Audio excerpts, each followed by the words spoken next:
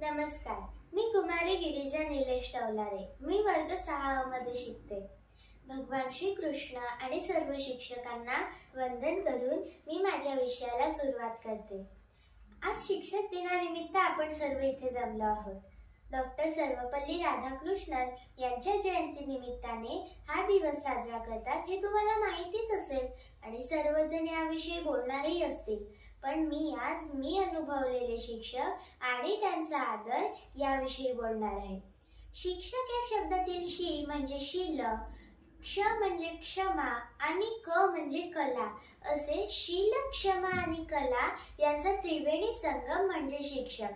जसे घरी आपले गुरु आपले आई बाबा असतात तसेच शाळेत शिक्षक असतात. बालवाडीपासूनच मला खूप आदर्श आणि चांगले शिक्षक मिळाले आहेत. शिक्षक दिवस हा एकच दिवस साजरा करतात, पण मला असे वाटते की विद्यार्थ्याच्या जीवनातील प्रत्येक दिवस हा शिक्षक दिनच असतो आणि प्रत्येक जण आयुष्यभर विद्यार्थीच असतो. आपल्या जीवनात शिक्षक आहेत म्हणून आपण प्रगती करू शकत आहोत. जर शिक्षकच नसतील तर एकदा असा मनापासून विचार करून बघा बरं. आपण कोणीही काहीही करू नसतो शकलो. मला देवाने जे गुण दिले त्यांचा वापर करून पुढे कसे जायचे, प्रगती कशी करायची, लहानपणीच खूप काही कसे शिकायचे हे मला आईबाबांनी शिकवलेच. पण त्यातून मिळणारी संधी ही मात्र मला शिक्षकांनीच दिली. सुट्ट्या असल्या, मी शाळेतून घरी गेली तरीही मला शिक्षकांची आठवण येते, त्यांची शिकवण आठवते. काम पडल्यास मी त्यांना फोनही करते. त्यातून सांगायचे ते काय तर शिक्षक मला नेहमीच योग्य तेच मार्गदर्शन करत आले आणि पुढेही करणारच आहेत. त्यांना त्यांच्या विद्यार्थ्यांची खूप काळजी असते.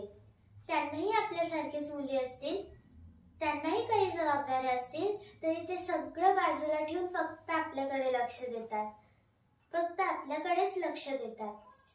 आणि आपण तरी काही विद्यार्थी आजकाल त्यांना चिडवतात, त्यांचे टॉन्टिंग करतात, त्यांना माघारी वेगळ्या नावाने चिडवतात. असे करताना माझ्या मित्रमैत्रिणींनो एक लक्षात घ्या, तुमच्या आई बाबांना असे कोणी चिडवले तर तुम्हाला आवडेल का हो? कोणालाच नाही आवडणार. मग तेही कोणाचे तरी आई बाबा असतील. हे आपण तेव्हा का विसरतोय? शिक्षकांचा अपमान करणे याशिवाय जगात कुठलेही मोठे पाप नाही आणि त्याला कुठेही क्षमाही नाही. जर आपण शिक्षकांचा मान ठेवू शकलो नाही तर आपण आयुष्यात काही करू शकणार नाही.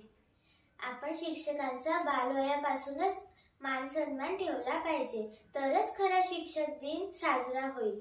शेवटी सर्वांना एकच सांगून जाते, मी लहानसे रोपटे, आई बाबांनी केले मोठे, शिक्षकांनी दिला त्याला आकार, मी करेल सर्वांचे स्वप्न साकार. धन्यवाद.